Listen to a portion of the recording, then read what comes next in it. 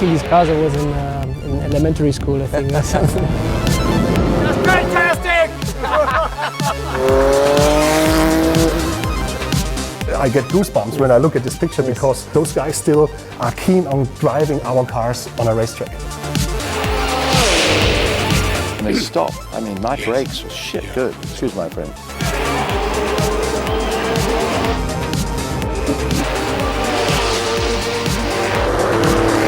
Welcome to 40 years of Group C, a golden era of sports car racing.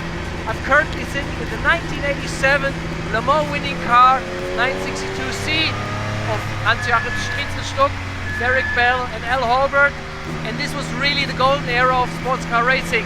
And for me it's like a fanboy moment because it's these cars and drivers I admired by growing up, and definitely something special to be here today at Leipzig. We have 6 cars of this time, a unique gathering of cars here.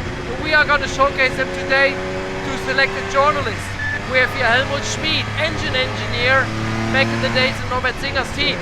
We have a 5-time Le Mans winner here, as in 𝗙𝗵𝗋𝗏. We have 𝗙𝗵𝗋𝗏𝗏, the star driver of the 70s and 80s, a 2-time Le Mans winner. And we have Bernd Schneider. He had a short 2-year stint in the Porsche 962.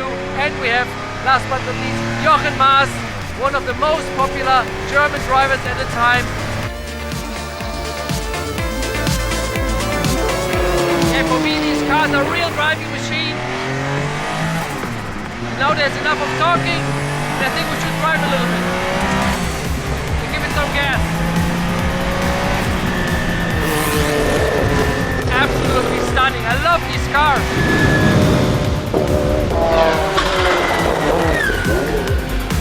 That's unbelievable. I mean, I could have done a few more laps. Yeah, just stunning to drive these cars.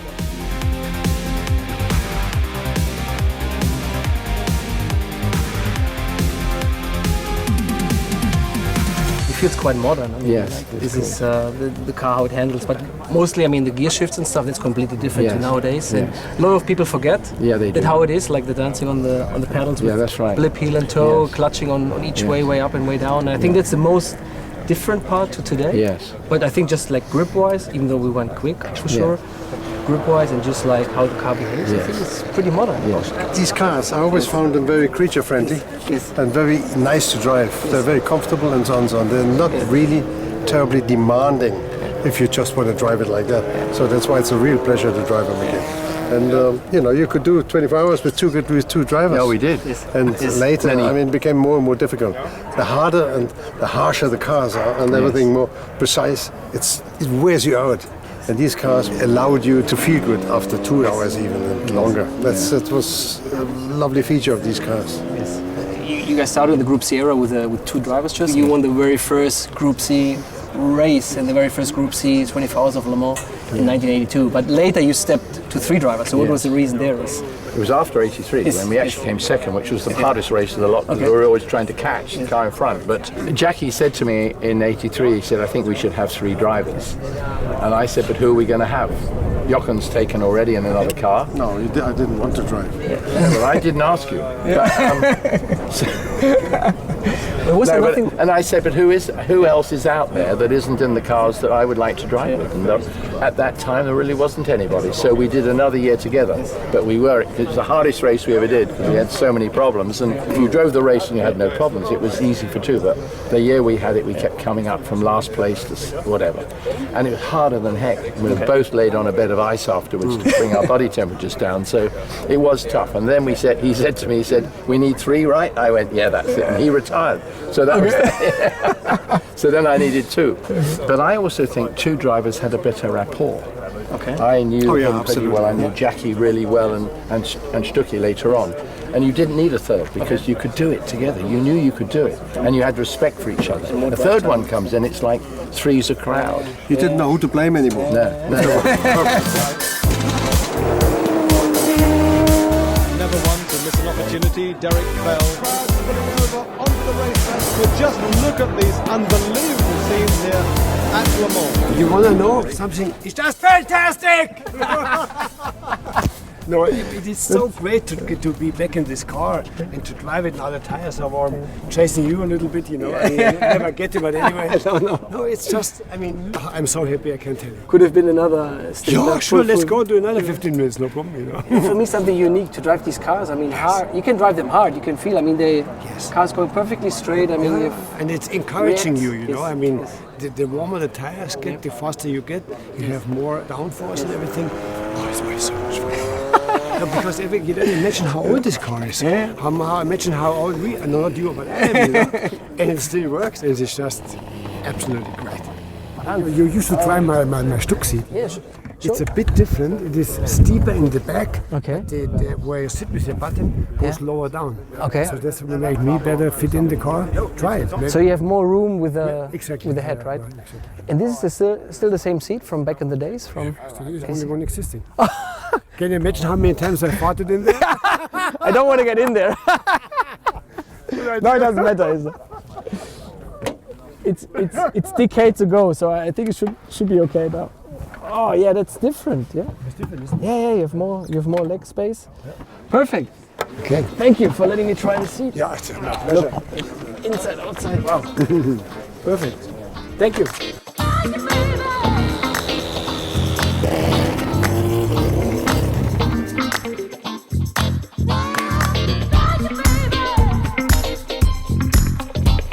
The Porsche Museum is very particular in having their cars up and running even after many of these years. So we're not speaking here theoretically about how these cars were and not showing only movies. We can physically see these cars, smell these cars, and I was happy, you know, to drive these cars and what it takes to have these cars have these cars up and running and obviously in perfect shape. These guys know about it. We have Alex, we have Helmut. So yeah, happy to be here. So just tell me, I mean, what does it take for a car like this to be maintained even after 30 years? First, you must look that it's not burning the car. Yeah? Okay. You must change all fuels lines. Okay. And Oil lines. Oil lines. Yeah. And then, All the rubbers. yes, all the rubber. And like the engine, is this like a big job to do, or is it mainly like the... No, it's very easy. Okay. We check the compressor, we check the leak, and maybe we go to 𝗙ino. Okay. Make a test, short test, look about it's okay, and then new clutch, and then the engine is the normal okay. And how about like electronics? The electronic, we check this. New batteries. Then we You look- must change the batteries all 5 years. When the battery, all this have a leak, it's a unit box complete Finish. finish. And you can not rebuild a new box. No chance. Okay. Yeah. So you can only work with what you have with the ECU units. Yeah. And do you need also like the old laptops, right, to connect to be able? The same as we have from 84 to Okay. now. 40 years old. Crazy.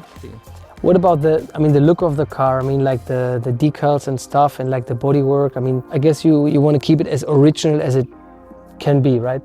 No, keep it- you have two possibilities. You can make the car before the start Yes. or after the race. And that depends on what you want. For a lot of exhibitions in the museum and so, then it's often better. You have a brand new car. Yeah. So Okay. that looks nicer. Yes. So you need a good mix from such cars and such cars. And Yeah, so thank you very much for the insights. And so now you understand a little bit more on what it takes, to maintain these cars. And yeah, let's get ready for maybe another stint out there. I would be ready still in the suit and put on the helmet, and we're ready to go. Yeah. Thank you, guys. Thank you. Thank you.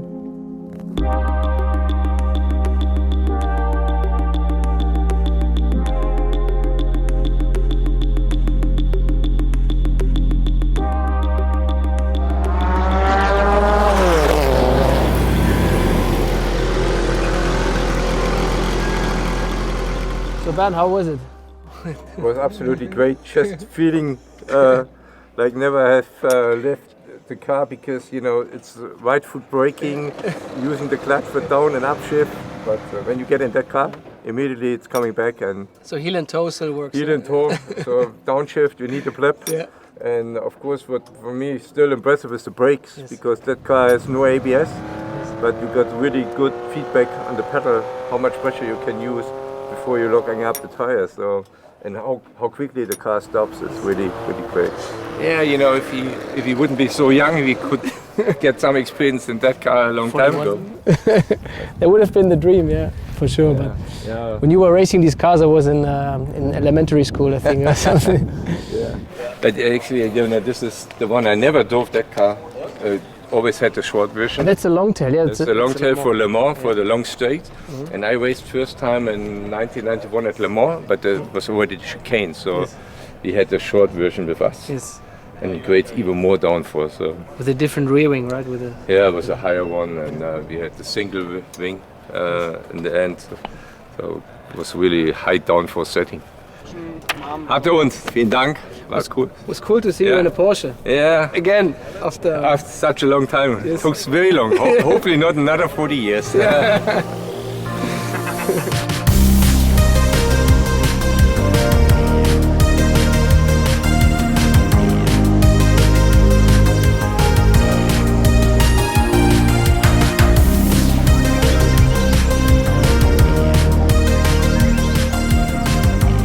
Very nice. It's just lovely to be able to drive them, isn't it, without worrying. It's fun. You know, because you normally get in somebody's car and you go, he mustn't over-rev his car. But it gives you, it gives you confidence. Yeah, absolutely. You know, the guys that are rebuilding this car, they won't let you out with anything funny. And the car itself gives confidence. That's right. Oh, yeah. And turning in with the power, Yes. with the grip and everything, Yeah, it's yeah. just great. That's fabulous. And they stop. I mean, my brakes were shit good. Excuse my French. The brakes were so good I couldn't Especially when you believe do couple laps and everything gets really onto working Working, temperature. yeah. And then it's really cool. Yeah. I started to worry about the temperatures and I go, I can't fucking see them anyway. Yeah, but I had But there's no need. I had 83 water. Me too. Yeah, me too. That's all it was. And nothing else on anything else. I mean, nothing was getting hot. I don't believe it. No. I was the only other thing getting hot, I guess. And I went, actually, you can go as fast as you like in this fantastic car, and you've got to do it, just because you'll possibly never do it again, because there's no reason for them to bring them out. You're right, absolutely. You know, so no, it's fantastic, and they all run. Look at it, perfect. There's no oil. It's just ridiculous. So that's it.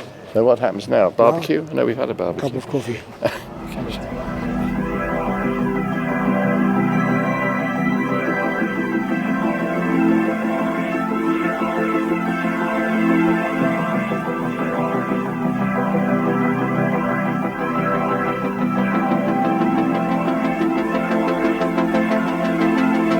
So we're here at Leipzig to celebrate 40 years of Group C, golden era of sports car racing.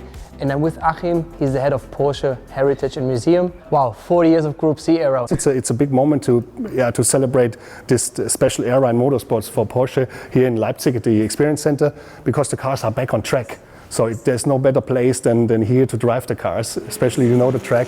We have all those nice parts of certain racetracks in the world, and this is where the cars are made for driving. And I'm really proud to create an event with you like this. Yes. No, thank you. I mean, for me, it's a pleasure. It's the dream cars of my youth. It's the cars and drivers I admired by growing up. This unique Rothmans livery, this beautiful 𝗙𝗿𝗏𝗏 car. I mean, this is already, the car looks like stunning fast just standing here. I mean, this is what also makes me very proud that we are, this is an honor, but it's also an obligation to maintain those cars and to bring them back in running condition. And besides our team from really cool mechanics, we also have the historical drivers with us. And this is a special moment for me. If you just look at this picture, the helmets of 𝗙𝗏𝗏𝗏, we have your helmet, we have the helmet of 𝗙𝗿𝗏𝗏 and from Jochen Maas. I get goosebumps when I look at this picture, because this is what makes Porsche special. Those guys still are keen on driving our cars on a racetrack. Yes. No, and a big thank you to the Heritage team. I mean, preparing these cars. I mean, at Porsche, it's like you can really see the experience, you can smell the experience, you can speak to the people who shaped that success in the past. And it's not just like speaking theoretically. I mean, you can see the cars running and you can hear what it was like. And so that's, for me, always, I get goosebumps right now, because, like I said, these are the cars when I grew up, and I decided to try to be a racing driver, And I give you a promise right now, we will do it for sure for the next 40 years. That's a promise, because I have two guys, two young sons, and they want to be racing drivers as well, so yeah.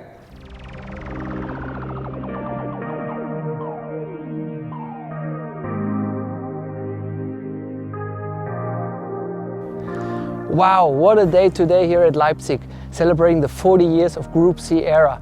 And now I got the understanding why this car was dominating the 80s like it did the 956, 962.